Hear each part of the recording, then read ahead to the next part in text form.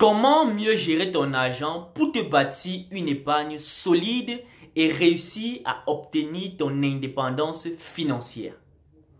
Que tu sois étudiant, salarié ou bien entrepreneur, tu te retrouves toujours en début de mois avec une certaine somme d'argent et en fin de mois, tu te rends compte que tu n'as plus rien et tu es dans l'incapacité de t'expliquer clairement où est parti cet argent-là et tu n'as rien de côté. Et pour pallier à ce problème-là, aujourd'hui, je vais partager avec toi 4 étapes simples qui vont te permettre de mieux gérer ton argent et te bâtir une épargne solide. Salut à toi, je suis Jokaye Foujou et si tu es nouveau sur la chaîne, je t'invite à t'abonner à la chaîne, à activer la cloche des notifications, à partager massivement la vidéo, à liker et surtout à laisser ton avis en commentaire afin que nous puissions améliorer la qualité de nos contenus sous tes suggestions et surtout que nous puissions t'apporter des zones d'ombre par rapport aux points qui n'ont pas été assez clairement expliqués dans la vidéo.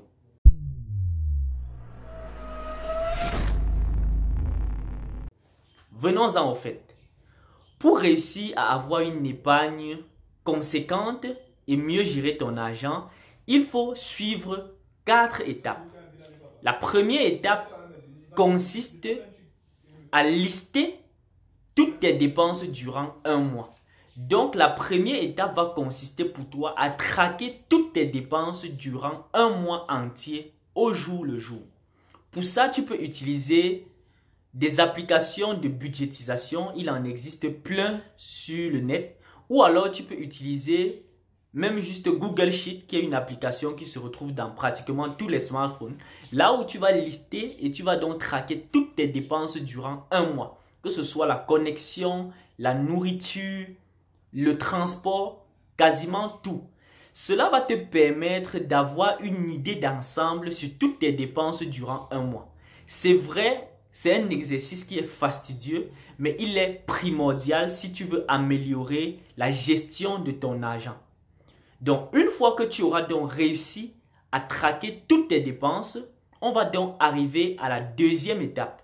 Et cette deuxième étape-là consiste à supprimer toutes les dépenses inutiles et à optimiser toutes les dépenses qui sont primordiales pour toi. Ça veut dire quoi? Quand tu vas réussir à faire le tracking de tes dépenses durant la première étape, durant la deuxième étape, donc tu vas analyser ces dépenses-là. Et tu peux peut-être te rendre compte que tu dépenses beaucoup d'argent dans le transport. Si tu es par exemple étudiant, tu peux te rendre compte que tu dépenses beaucoup d'argent pour le transport pour aller au campus alors que tu n'es pas très loin du campus. Et donc, vu que ce n'est pas une dépense qui est indispensable, tu peux décider d'aller au campus à pied afin d'économiser de l'argent. Imaginons que tu dépenses chaque jour 100 francs aller et 100 francs retour pour le transport pour aller au campus. Ça veut donc dire qu'à la fin du mois, tu te retrouves à dépenser 6 000 francs en transport aller et retour. Et ce qui fait qu'en un an, tu vas donc dépenser 72 000 francs. Imagine que tu arrêtes de prendre la moto et que tu marches à pied. Ça permet que tu améliores ton cardio et au finish, que tu réussisses à épargner 72 000 francs en un an. Et c'est une somme considérable. Deuxième des choses, tu peux aussi te rendre compte que tu dépenses énormément de l'argent en mangeant au BHB. Pour ceux qui connaissent, tu peux donc te rendre compte qu'en un mois, tu consommes chaque jour 300 le matin pour le petit déjeuner et 300 le soir pour le dîner au BHB. Ce qui fait en sorte que tu vas te retrouver à dépenser 18 000 francs le mois rien qu'en mangeant au BHB. Et ce qui fait en sorte qu'en un an, tu vas te retrouver à dépenser 216 000 francs pour manger au BHB. Donc, afin de gérer mieux l'autre là, tu peux donc te rendre compte que tu dépenses autant d'argent et tu décides de cuisiner à la maison. Ça va donc réduire tes dépenses et là, tu vas te retrouver rien qu'avec la moto et le fait de manger au BHB. En un an, tu peux te retrouver à épargner 288 000 francs. Donc 288 000 francs rien qu'en gérant mieux 2 dépenses.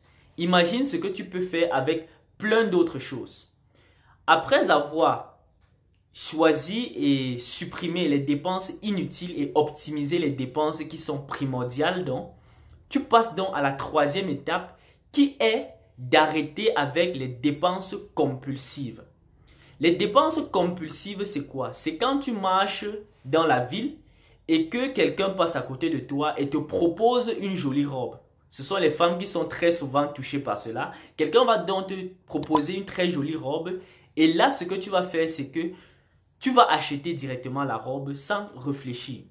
Et donc, pour pallier à ça, je te propose, lorsque quelqu'un te propose d'acheter quelque chose comme ça, ce que tu vas faire, c'est que tu vas différer la dépense en te laissant un temps de réflexion. Tu peux te laisser entre 2 semaines et 3 semaines pour décider si tu as vraiment besoin de cet article-là. Et généralement, à la fin de ces 2 ou 3 semaines-là, tu vas te rendre compte que cette dépense-là n'était pas vraiment primordiale pour toi. Même chose pour les chaussures.